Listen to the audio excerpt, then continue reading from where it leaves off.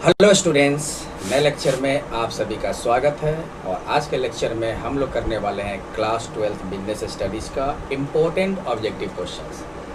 तो बच्चों, अगर आप चाहते हो कि बिजनेस स्टडीज़ में आपको अच्छे मार्क्स लाने हैं तो इस तरह से आप ऑब्जेक्टिव क्वेश्चंस का प्रैक्टिस कर सकते हो, जो एग्ज़ाम टिपिकल क्वेश्चंस होते हैं। तो चलो, फर्स्ट क्वेश्चन है अपना, the father of scientific management is. Management का दो अप्रोच होता है बच्चों, एक होता है ट्रेडिशनल अप्रोच और एक होता है बच्चों मॉडर्न अप्रोच या साइंटिफिक अप्रोच। एक होता है मॉडर्न अप्रोच या साइंटिफिक अप्रोच। साइंटिफिक अप्रोच, तो मैनेजमेंट का दो अप्रोच है, एक है आपका ट्रेडिशनल अप्रोच और एक है आपका मॉडर्न अप्रोच या साइंटिफिक अप्रोच। ट्रेडिशनल अप्रोच को किसने प्रोपाउंड किया? तो इसका नाम है हेनरी फ्योल। और साइंटिफिक मैनेजमेंट को या मॉडर्न अप्रोच को किसने प्रोपाउंड किया, किसने डिस्क्राइब किया? Frederick Winslow Taylor. तो बच्चों, आंसर मिल गया अपने पास। The father of scientific management is Taylor. देख लोगे यहाँ पे आप लोग, तो the father of scientific management कौन है? तो फ्रेडरिक विंसलो टेलर, यानी कि FW Taylor is widely regarded as the father of scientific management. तो फर्स्ट का आंसर हो गया बच्चों Taylor. Next, how many principles of management has been given by the Henry Fayol. Henry Fayol के according या Henry Fayol ने जो principles of management describe किए वो कितने होते हैं बच्चों? आप लोग टेक्स्ट बुक पढ़े होंगे। अगर आप लोगों को प्रिंसिपल ऑफ मैनेजमेंट डिटेल में पढ़ना है तो BST क्लास 12 प्लेलिस्ट में जाकर चेक कर सकते हो। तो principal of management describe by Henry Fayol total 14 होता है। कौन कौन सा? फर्स्ट है डिवीजन ऑफ वर्क, सेकंड है अथॉरिटी एंड रिस्पॉन्सिबिलिटी, थर्ड है बच्चों आपका डिसिप्लिन, उसके बाद हो गया यूनिटी ऑफ कमांड, उसके बाद हो गया unit of direction, subordination of individual interest to general interest, और नेक्स्ट है remuneration, centralisation, decentralisation, scalar chain, order, equity, stability of tenure of personal, initiative, esprit de corps. Esprit de corps, तो ये सब आपका क्या है? Principle of management जो Henri Fayol के द्वारा बनाए गए हैं, हेनरी फ्योल के द्वारा एक्सपेरिमेंट किए गए। तो total principles of management describe by Henry Fayol कितना होता है बच्चों? 14। तो आंसर क्या हो जाएगा इसका? 14। Next, principles of management are not. Principles of management में कुछ फीचर्स होते हैं। कौन कौन से फीचर होगा? फर्स्ट फीचर है universal applicable. Principles of management क्या है? यूनिवर्सल अप्लीकेबल है। General guidelines, principles of management कर सकते हो एक तरह का जनरल गाइडलाइंस है। Principles of management is formed by practice and experimentation. Next feature क्या है? फ्लेक्सिबल होता है, बिहेवियरल होता है, और प्रिंसिपल ऑफ मैनेजमेंट जो है वो बेस्ड है कॉज एंड इफेक्ट रिलेशनशिप पर। तो इतने सारे बच्चों प्रिंसिपल्स ऑफ मैनेजमेंट के फीचर्स होते हैं। इनमें से कौन सा फीचर नहीं है? Principles of management are not universal. Yes, principles of management universal applicable है, फ्लेक्सिबल भी होता है, बिहेवियरल भी है। यानी कि ये ABC बच्चों प्रिंसिपल्स ऑफ मैनेजमेंट का फीचर्स है। कौन नहीं है? नॉट पूछ रहा है ना, तो क्या होगा answer? Absolute. Principles of management are not absolute, not complete, ये पूरा पूर्ण नहीं है। तो आंसर हो जाएगा बच्चों C। नेक्स्ट है आपका, विच of the following studies is not done under scientific management. Scientific management के अंदर में इनमें से कौन सा स्टडी या कौन सा टेक्निक यूज नहीं होता है, या कह सकते हो इनमें से साइंटिफिक मैनेजमेंट के अंदर में किसका स्टडी नहीं किया जाता है? तो देखो बच्चों, साइंटिफिक मैनेजमेंट के अंदर में कौन कौन से टेक्निक यूज होते हैं? एक टेक्निक हो गया टाइम स्टडी, एक टेक्निक हो गया मोशन स्टडी, एक टेक्निक हो गया स्टैंडर्डाइजेशन ऑफ वर्क, एक टेक्निक हो गया फंक्शनल फोरमैनशिप, और एक टेक्निक आप लोग लिख सकते हो फैटीज स्टडी। एक टेक्निक आप लोग लिख सकते हो डिफरेंशियल पीस ऑफ वेस्ट। तो ऐसे बहुत सारे हैं। साइंटिफिक मैनेजमेंट आप लोग जब डिटेल में पढ़ोगे तो वहाँ पे आप लोग को मिलेगा कि साइंटिफिक मैनेजमेंट में टोटल 8 या 9 टेक्निक्स यूज होते हैं। आप लोग इसको डिटेल में पढ़ना चाहते हो तो प्लेलिस्ट में जाकर चेक कर सकते हो, BST क्लास 12 के नाम से। तो साइंटिफिक मैनेजमेंट का ये सारा क्या है, टेक्निक है, time study, motion study, fatigue study, standardisation of work, functional foremanship, फिर आपका सिंप्लीफिकेशन, और एक और हो जाएगा डिफरेंशियल पीस ऑफ वेजेस। तो इनमें से कौन सा नहीं है, which of the following studies is not done under scientific management. क्या बोलेंगे बच्चों, मोशन स्टडी साइंटिफिक मैनेजमेंट का एक टेक्निक है, टाइम स्टडी भी साइंटिफिक मैनेजमेंट का एक टेक्निक है, फैटिज स्टडी भी साइंटिफिक मैनेजमेंट का एक टेक्निक है, प्रॉफिट स्टडी बच्चों, प्रॉफिट स्टडी साइंटिफिक मैनेजमेंट के अंदर में स्टडी नहीं होता है, साइंटिफिक मैनेजमेंट का कोई टेक्निक नहीं है। तो क्या हो जाएगा आंसर, बी हो जाएगा। Next, the principles of management are applicable. अभी हमने थोड़ी देर पहले बताया प्रिंसिपल्स ऑफ मैनेजमेंट क्या है, यूनिवर्सल अप्लीकेबल है। यूनिवर्सल अप्लीकेबल करने का मतलब कि हर जगह इसका यूज होगा, हर सेक्टर्स में इसका यूज होगा, चाहे वो एजुकेशनल सेक्टर हो, स्पोर्ट्स सेक्टर हो, बिजनेस सेक्टर हो, कमर्शियल सेक्टर हो, नॉन कमर्शियल सेक्टर हो, मेडिकल सेक्टर हो, हर सेक्टर्स में प्रिंसिपल्स ऑफ मैनेजमेंट अप्लाई होता है। इसलिए प्रिंसिपल्स ऑफ मैनेजमेंट को यूनिवर्सल अप्लीकेबल करते हैं। तो यहाँ पे बच्चों क्या है, वही चीज़ पूछा जा रहा है ना, the principles of management are applicable in educational institution, बिल्कुल सही। इन गवर्नमेंट ऑफिस, सारा ऑर्गेनाइजेशन में, चाहे वो गवर्नमेंट ऑर्गेनाइजेशन हो या प्राइवेट ऑर्गेनाइजेशन हो, तो यहाँ भी हो जाएगा बच्चों। In the field of sports, बिल्कुल ऑल ऑफ दीज हो जाएगा। तो इसका आंसर क्या हो गया, डी हो गया, ऑल ऑफ दीज। नेक्स्ट है बच्चों साइंटिफिक मैनेजमेंट ब्रिंग्स। देखो साइंटिफिक मैनेजमेंट क्या करता है ना, एक साइंटिफिक मैनेजमेंट का एक कॉन्सेप्ट है या कह सकते हो कि फीचर है कि अगर बिजनेस में ऑनर और मान लो एम्प्लॉय ले लो, तो पहले क्या होता था कि पहले एम्प्लॉय को ही मेहनत करने होते थे कि जितना ज़्यादा एम्प्लॉय मेहनत करेगा ऑर्गेनाइजेशन को फ़ायदा होगा।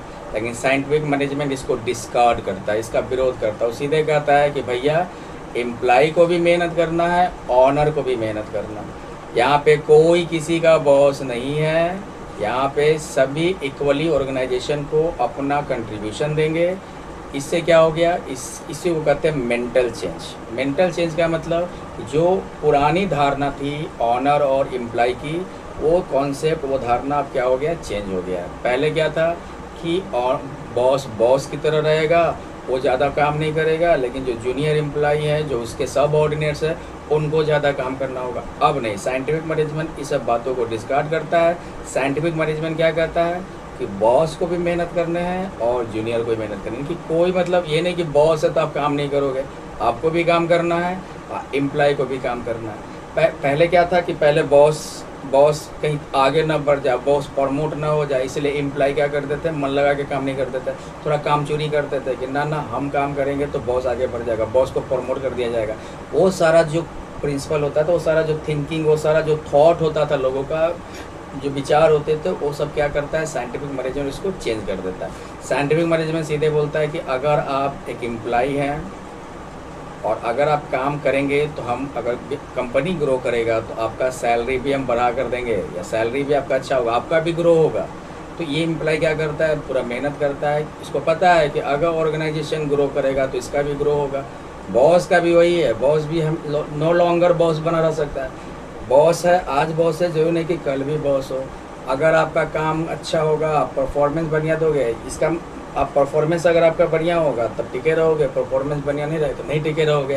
क्योंकि पहले क्या होता था कि एम्प्लॉय का परफॉर्मेंस इवेल्युएट होता था, अब एम्प्लॉय और बॉस दोनों का परफॉर्मेंस इवेल्युएट होता है। यानी कि जो मैनेजर है उनके भी काम का इवेल्युएशन होगा, उनके परफॉर्मेंस का भी मेजरमेंट होगा, और जो एम्प्लॉय है उनका भी मेजरमेंट होगा। इसलिए क्या होता है कि जो मैनेजर है वो भी मेहनत करता है, वो भी हार्ड वर्क करेगा, और जो उसके सब ऑर्डिनेट्स है वो भी हार्ड वर्क करेगा। इसी को कहते हैं मेंटल चेंजेस। तो साइंटिफिक मैनेजमेंट पूरी तरह से क्या करता है, मन स्थिति को बदल देता है। यानी कि पहले वाला धारणा नहीं है कि हम बॉस है तो हमको आराम करना है, एसी रूम दे दो आराम करेंगे, हम बस कमांड देंगे और मेरे जूनियर वाले सारा काम करेगा। ऐसा नहीं है, आपको भी काम करना है, आपको भी मेहनत करना है, आपके जूनियर को भी मेहनत करना है। ठीक है, ये सारा चीज़ है। इसको कहते हैं मैंने पुराना जो धारणा था उसको बदल दिया गया, अब एक नया धारणा लाया गया। ठीक है, यानी आपका जो पुराना सोच था वो चेंज कर दिया। तो किसने चेंज किया? Scientific management. इसलिए मैनेजमेंट का नया तरीका क्या होता है, थोड़ा सा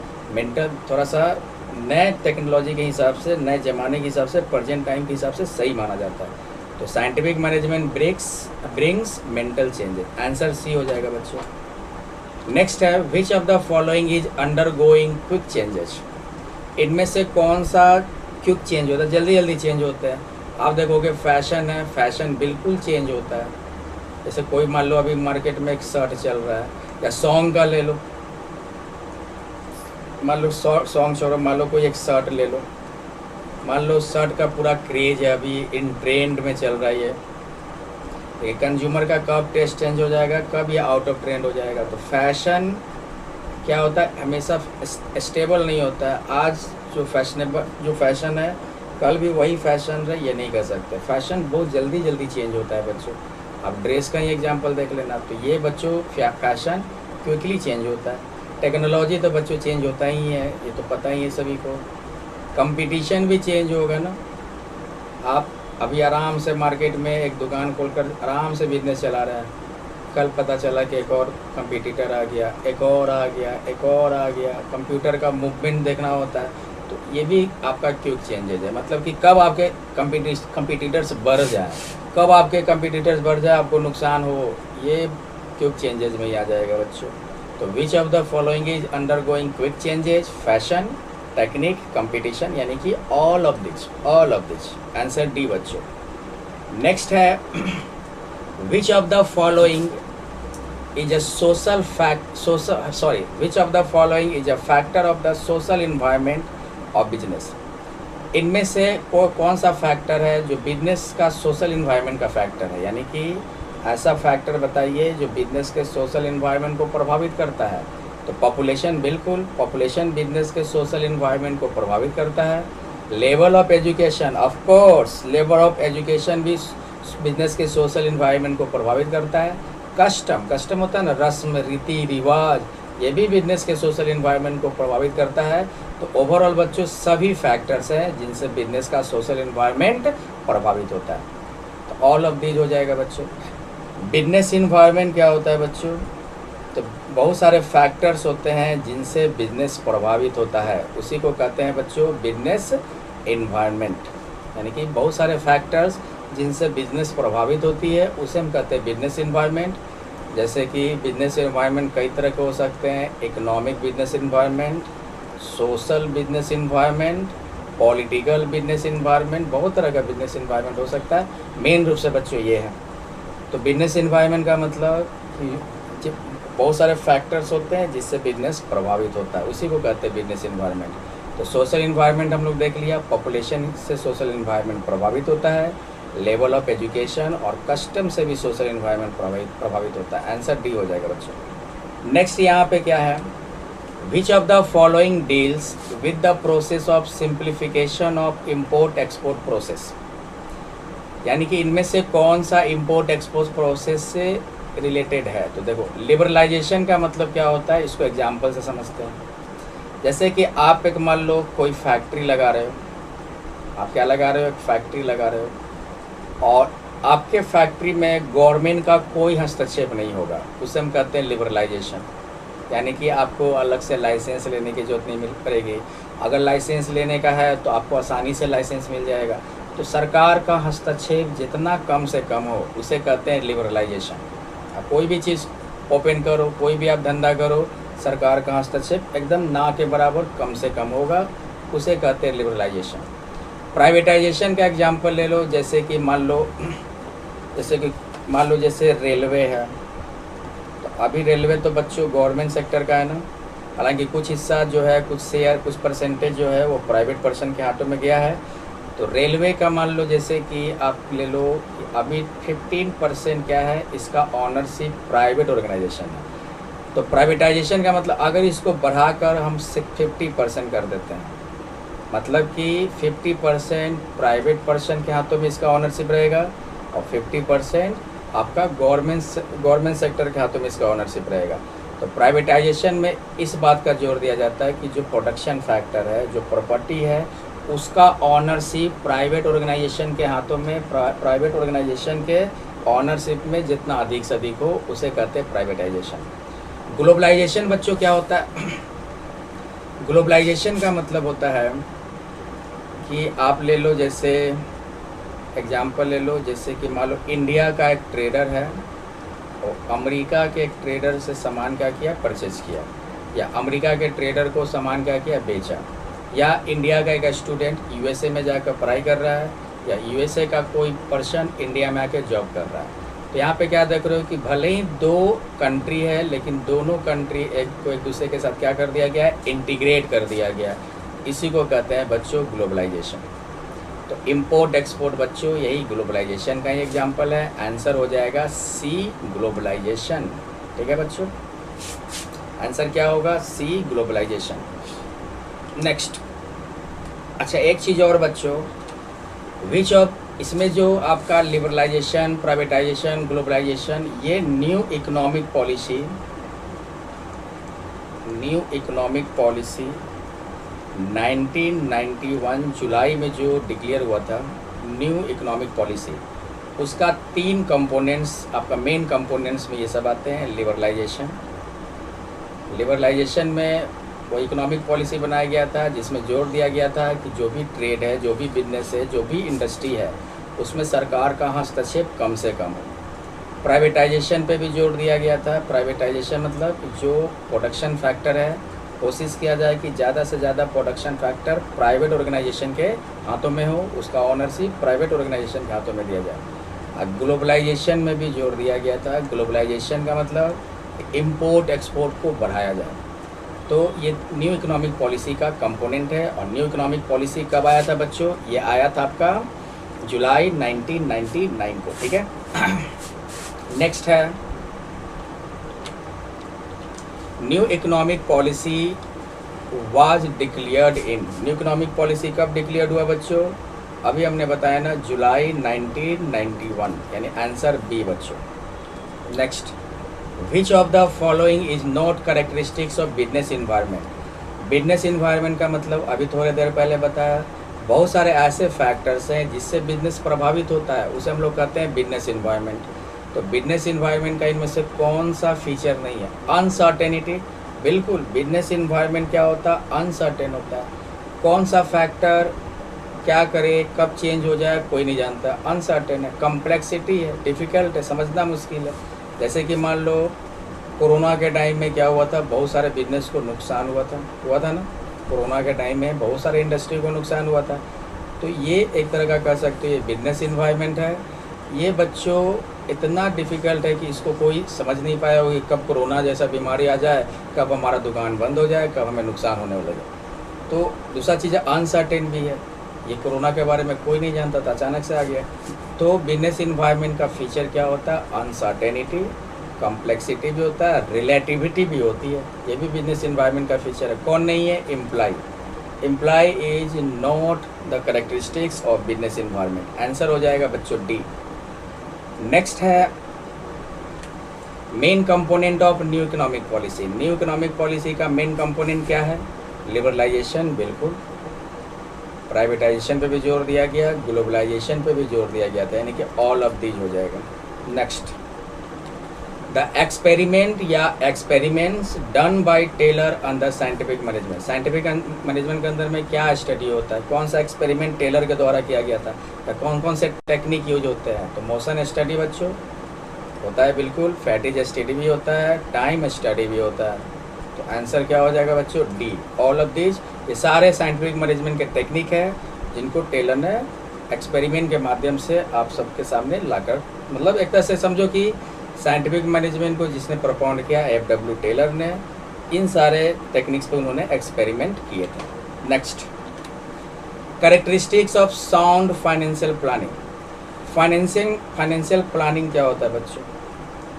फाइनेंशियल प्लानिंग देखना, जैसे मान लो एक कंपनी है और कंपनी चलाने के लिए क्या चाहिए होता है? हमेशा फाइनेंस की ज़रूरत पड़ती है। अगर फाइनेंस की कमी हो गई, फाइनेंस आपका नहीं है, तो आप कंपनी नहीं चला सकते हो, कोई भी ऑर्गेनाइजेशन नहीं चला सकते हो, कोई भी बिजनेस नहीं चला सकते हो। तो फाइनेंस बहुत इंपॉर्टेंट है। फाइनेंस के बिना बिजनेस है ही नहीं, समझो। जैसे बॉडी के लिए ब्लड होता है, उसी तरह बिजनेस के लिए फाइनेंस है। फाइनेंस नहीं तो बिजनेस नहीं। तो हमेशा फाइनेंस की ज़रूरत होती है। तो फाइनेंशियल प्लानिंग इंश्योर करता है कि कंपनी के पास, ऑर्गेनाइजेशन के पास हमेशा फाइनेंस अवेलेबल हो। मतलब कि कंपनी के पास कैसे फाइनेंस अरेंज होगा, कंपनी को कौन से समय में कितना फाइनेंस की ज़रूरत है, इसके बारे में पहले से ही प्लानिंग बनाया जाता है, पहले से ही सोच विचार किया जाता है। तो उसे हम कहते हैं फाइनेंशियल प्लानिंग। ठीक है, कंपनी को पैसा चाहिए तो कब पैसा चाहिए, कंपनी का पैसे का जुगाड़ कैसे होगा, फंड कैसे अरेंज होंगे, तो ये सारे चीज़ें क्या की जाती है, पहले से सोच विचार की जाती है। इससे हम लोग फाइनेंशियल प्लानिंग करते हैं। जैसे मान लो कंपनी को पैसे की ज़रूरत होती है, तो कंपनी क्या करता है, शेयर इशू करेगा। कंपनी क्या करता है, डिवेंचर इशू करता है। कंपनी क्या करता है, लोन लेता है किसी फाइनेंशियल इंस्टीट्यूशन से। तो ये सब आपको डिसाइड करने होते हैं कि कंपनी को कितना फाइनेंस चाहिए, कब चाहिए, और उस फाइनेंस को कैसे अरेंज करेंगे, इसके लिए सोच विचार करना क्या कहलाएगा, फाइनेंशियल प्लानिंग। तो एक अच्छा फाइनेंशियल प्लानिंग का फीचर क्या हो सकता है, तो सिंप्लिसिटी। बिल्कुल फाइनेंशियल प्लानिंग ऐसा हो जो आसान हो, आसानी से समझ में आए, आसानी से वो पूरा हो सके। इकोनॉमी बिल्कुल कम खर्चीला हो।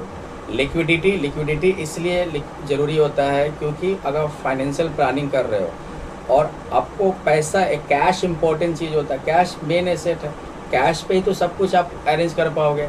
तो लिक्विडिटी का मतलब, साउंड फाइनेंशियल प्लानिंग लिक्विडिटी होना चाहिए, मतलब कि हम जब चाहें आसानी से उसको, कोई भी सिक्योरिटीज़ को कैश में कन्वर्ट कर सके।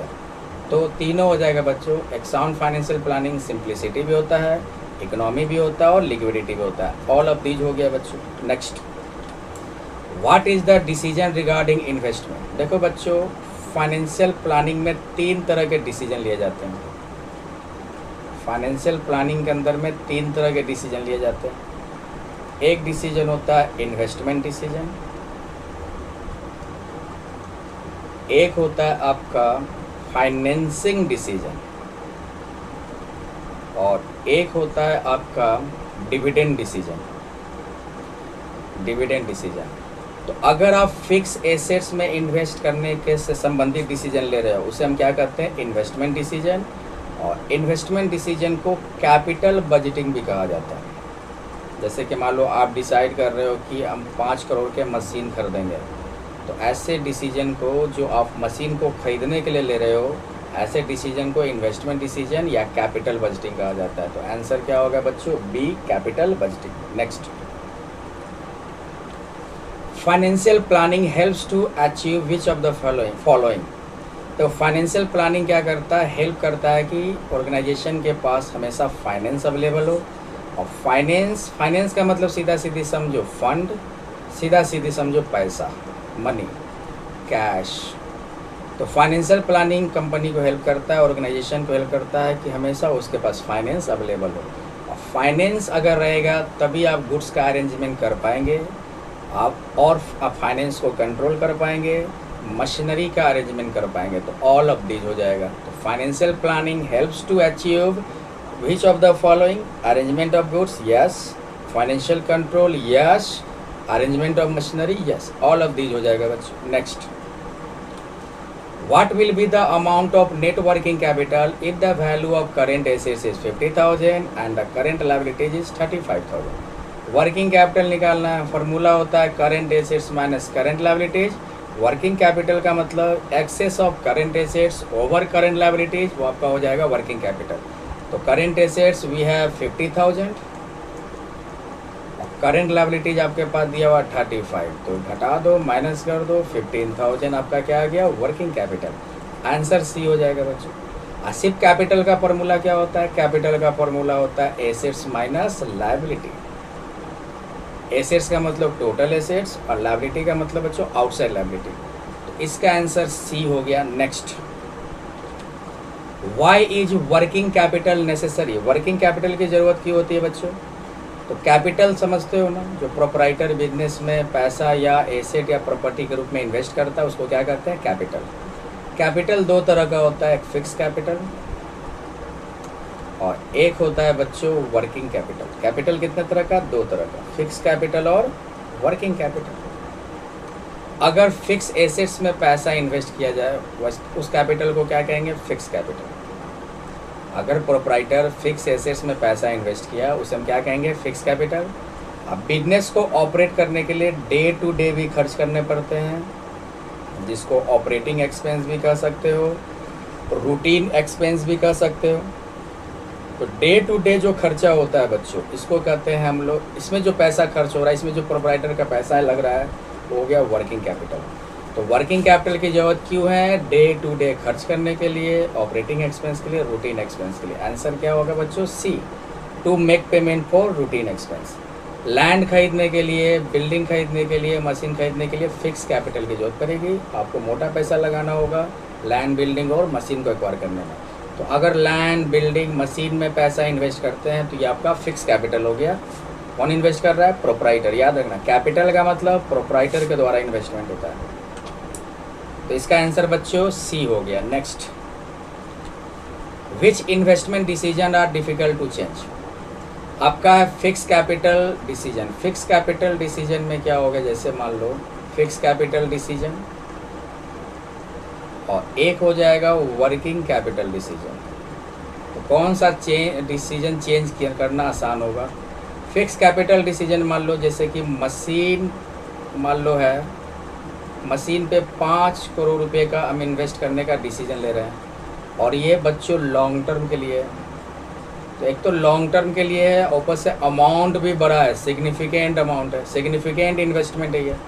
और वर्किंग कैपिटल डिसीजन में ले लो जैसे इन्वेंट्री या स्टॉक पे हम इन्वेस्ट करेंगे। इन्वेंट्री या स्टॉक, जैसे मान लो कि स्टॉक हम लेंगे 10,000 रुपये का, तो ये बच्चों एक तो शॉर्ट टर्म है, और इसकी तुलना में अमाउंट क्या होता है? लेस अमाउंट होता है, बहुत कम अमाउंट में इन्वेस्ट होता है। तो कौन सा चेंज करना मुश्किल है बच्चों? ये वाला ना, लॉन्ग टर्म इन्वेस्टमेंट जो है, इसमें एक बार पैसा लगा दिए फिर आप चेंज नहीं कर सकते हो, आपका नुकसान ही होगा। और इसमें बच्चों नुकसान बहुत कम होता है अगर हम चेंज करते हैं। तो which investment decisions are difficult to be change? कहेंगे fix capital decision. Fix capital decision, एक बार हम फिक्स एसेट्स में पैसा इन्वेस्ट कर दिए, फिर उसको अगर हम चेंज करें तो हमारा नुकसान होता है, चेंज करना डिफिकल्ट है। आंसर ए हो गया बच्चों। आंसर क्या हो जाएगा? A. Next, the national stock exchange of India was established in. National stock exchange of India जो है ये इंडिया में इस्टेब्लिश हुआ था 1992, और सेबी के द्वारा रिकॉग्नाइज हो गया 1993 में, और 1 अप्रैल 1993 से national stock exchange of India operate करना शुरू कर दिया। तो यहाँ पे पूछ रहा है कब इस्टेब्लिश हुआ? 1992। Next, who controls the money market in India? India में मॉनेटरी पॉलिसी कौन बनाता है बच्चों? सेंट्रल बैंक यानी कि आरबीआई। तो मनी का सारा काम, मनी मार्केट का सारा काम कौन करती है? सारा रेगुलेशन कौन करती है? कंट्रोलिंग कौन करेगी? आरबीआई बच्चों, रिजर्व बैंक ऑफ इंडिया। तो who controls the money market India? हमेशा याद रखो आरबीआई यानी कि रिजर्व बैंक ऑफ इंडिया, वो मनी मार्केट को कंट्रोल करती है। Head quarters of SEBI, SEBI का फुल फॉर्म होता है securities and exchange board of India. Securities and exchange board of India. तो सेबी का हेड क्वार्टर बच्चों याद रखो मुंबई में है।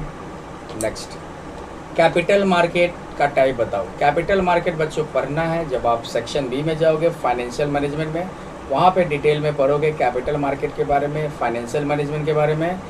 तो फिलहाल याद रखो कैपिटल मार्केट वह मार्केट होता है जहाँ सिक्योरिटीज़ का खरीद बिक्री हो, और कैपिटल मार्केट 2 तरह का होता है, प्राइमरी मार्केट और सेकेंडरी मार्केट। ठीक है, तो दोनों हो जाएगा बच्चों आंसर, यानी कि both A and B. Next, equity share holders get the rights in the company हो। देखो शेयर होल्डर जो होते हैं 2 टाइप का होता है मेन रूप से। एक हो गया आपका इक्विटी शेयर होल्डर, और एक होता है आपका प्रेफरेंस शेयर होल्डर। एक होता है प्रेफरेंस या प्रेफरेंशियल शेयर होल्डर या प्रेफरेंस शेयर होल्डर। कंपनी में वोट करने का राइट जो होता है वो किसका होता है? वोटिंग का राइट जो होता है वो इक्विटी शेयर होल्डर को होता है, प्रेफरेंस शेयर होल्डर को वोट करने का राइट नहीं होता है। तो बच्चों ये हमें हमेशा याद रखो, जो कंपनी में वोट करता है, वोटिंग कर सकता है, वो कौन सा share holder? Equity share holder. Equity share holder को कॉमन शेयर होल्डर भी कहते हैं। कॉमन शेयर होल्डर जो पब्लिक लोग होते हैं। और शेयर को बच्चों स्टॉक भी कहा जाता है, शेयर को स्टॉक भी कहा जाता है। Equity share holders get the right in the company to vote, vote करने का राइट है बच्चों। Next, the determinants of bonus decision. Bonus decision का मतलब कि कंपनी डिसाइड कर रही है एम्प्लॉय को बोनस देने के लिए, यानी कि कंपनी डिसीजन लेगा कि एम्प्लॉय को बोनस देना या नहीं देना है। तो बोनस के रिगार्डिंग कंपनी जो डिसीजन लेती है उसे हम कहते हैं बोनस डिसीजन। तो बोनस डिसीजन का डिटर्मिनेंट क्या होता है? तो प्रॉफिट। प्रॉफिट इंपॉर्टेंट चीज़ है, प्रॉफिट अधिक होगा तभी बोनस देंगे। अगर लॉस में चला गया तो प्रॉफिट बोनस नहीं मिलेगा। बोनस एम्प्लॉय को दिया जाता है खुशी के पल में, और कंपनी में और ऑर्गेनाइजेशन में खुशी का पल कब होता है? जब कंपनी में ज़्यादा प्रॉफिट हो। तो ये बच्चों बोनस डिसीजन का डिटर्मिनेंट हो गया। फंड लिक्विडिटी, ये भी बच्चों कंपनी का एज, ये भी हो जाएगा, ऑल ऑफ दीज हो जाएगा। Answer D. नेक्स्ट है मैक्सिमम इंसेंटिव। इंसेंटिव होता है जो एम्प्लॉय को दिए जाते हैं ताकि एम्प्लॉय पूरी तरह मेहनत से काम करे। एम्प्लॉय को मोटिवेट करने के लिए इंसेंटिव दिया जाता है बच्चों। ये आपका हो गया मोटिवेशन। ये पढ़ोगे डायरेक्टिंग में, बिजनेस स्टडीज़ में, अभी पढ़ाई नहीं हुई है, पढ़ाया जाएगा, वहाँ पर आपको डिटेल में मिलेगा मोटिवेशन क्या होता है। तो maximum incentive giving function of management to employees motivation, यानी कि इंसेंटिव इसलिए दिया जाता है ताकि एम्प्लॉय को मोटिवेट किया जा सके। जैसे कि मान लो हम कहीं जॉब कर रहे हैं तो हमको सैलरी मिलता है, सैलरी के साथ साथ अलावेंसेज मिलता है। तो ये सब क्यों मिलते हैं? ताकि हम कंपनी के लिए काम करें, कंपनी के लिए मेहनत करें। तो यही बच्चों इंसेंटिव है। और इंसेंटिव दो तरह का होता है, मॉनेटरी और नॉन मॉनेटरी। पढ़ोगे बच्चों डिटेल में इंसेंटिव मोटिवेशन चैप्टर में। तो maximum incentive giving function of management to employ, यानी कि जितना अधिक से सैलरी ज़्यादा दोगे, सैलरी अधिक कर दोगे, सैलरी बढ़ा दोगे तो एम्प्लॉय मन लगा के काम करता है। तो बेसिकली ये सब एम्प्लॉय को मोटिवेट करने के लिए ही किया जाता है। मोटिवेशन हो गया बच्चों। नेक्स्ट है मैनेजमेंट स्टार्ट्स फ्रॉम। मैनेजमेंट में 5 फंक्शन होता है बच्चों। प्लानिंग, उसके बाद हो जाएगा आपका ऑर्गेनाइजिंग, उसके बाद हो जाएगा बच्चों स्टाफिंग, उसके बाद हो जाएगा आपका डायरेक्टिंग, और एट द एंड क्या होगा? कंट्रोलिंग। तो मैनेजमेंट काम जो होता है वो प्लानिंग से शुरू होता है और कंट्रोलिंग पे जाके समाप्त होता है। आंसर क्या होगा बच्चों? Planning. Planning is the first function of management. Staffing management का थर्ड फंक्शन है। कोऑर्डिनेशन मैनेजमेंट का कोई फंक्शन नहीं। कोऑर्डिनेशन को मैनेजमेंट का एसेंस कहा जाता है, एलिमेंट कह सकते हो। मोटिवेशन क्या है बच्चों? मोटिवेशन डायरेक्टिंग का एक एलिमेंट है, एलिमेंट ऑफ डायरेक्टिंग। तो management starts from planning. Answer A हो गया। नेक्स्ट देखो बच्चों, by scientific management workers are. Scientific management से वर्कर्स को क्या होता है? बेनिफिट होता है बच्चों, यानी कि वर्कर्स का एफिशिएंसी बढ़ता है, वर्कर्स का पर्सनालिटी डेवलप होता है, उसका ग्रो होता है। तो ओवरऑल साइंटिफिक मैनेजमेंट वर्कर्स के लिए क्या है? फ़ायदेमंद है। आंसर ए बच्चों। साइंटिफिक मैनेजमेंट बढ़िया चीज़ होता है बच्चों। वर्कर्स हार्ड वर्कर बन जाता है, मेहनत करता है, टाइम पे पहुंचना, मन लगा के काम करना, मेहनत करना। The difference between current assets and current liabilities, working capital. Working capital का फॉर्मूला अभी थोड़ी देर पहले सॉल्व किए थे, current assets minus current liabilities, working capital होगा। Difference between current assets and current liabilities is called working capital. Answer A. Next है बच्चों, which of the following is included in financial assets. Financial assets में क्या क्या आपके आएंगे? तो financial assets में आपका सिक्योरिटीज आ जाएगा। और सिक्योरिटीज दो तरह का होता है बच्चों, लॉन्ग टर्म सिक्योरिटीज और short term securities. Financial assets का मतलब सिक्योरिटीज बच्चों, और सिक्योरिटीज में आपका लॉन्ग टर्म शॉर्ट टर्म दोनों आ जाएगा। लॉन्ग टर्म सिक्योरिटीज में आपका शेयर, डिवेंचर, बॉन्ड ये सब हो जाएंगे। और शॉर्ट टर्म सिक्योरिटी में आपका क्या हो जाएगा? Commercial paper, treasury bill, certificate of deposit, ये सब आपके क्या आ जाएंगे? शॉर्ट टर्म सिक्योरिटीज में आ जाएंगे। तो यहाँ पे बच्चों इनमें से कौन फाइनेंशियल एसेट्स है? शेयर बिल्कुल लॉन्ग टर्म सिक्योरिटीज है, फाइनेंशियल एसेट्स है। डिवेंचर भी लॉन्ग टर्म सिक्योरिटीज है, financial assets. Treasury bill, short term securities है, ये भी फाइनेंशियल एसेट्स, तो ऑल ऑफ दीज हो जाएगा बच्चों। तो बच्चों ये था ऑब्जेक्टिव क्वेश्चन हमारा, एग्जाम टिपिकल क्वेश्चन था। आप लोग इसको अच्छे से देखोगे, प्रैक्टिस करोगे। आज का लेक्चर यहीं तक रहने देते हैं। टोटल हमने आज 30 question, 30 MCQ questions class 12 business studies का किया, जो एग्ज़ाम टिपिकल क्वेश्चन है, एग्ज़ाम में आने की संभावना है। तो आप लोग इसका प्रैक्टिस करोगे, रिवीजन करोगे। उम्मीद करता हूँ कि लेक्चर समझ में आया होगा। अगर नहीं समझ में आया तो इसको फिर से रिपीट करके फिर से आप चलाकर देख सकते हो। तो चलो बच्चों, मिलते हैं नेक्स्ट लेक्चर में। आप लोग पढ़ाई करते रहो, मेहनत करते रहो। थैंक यू बच्चों।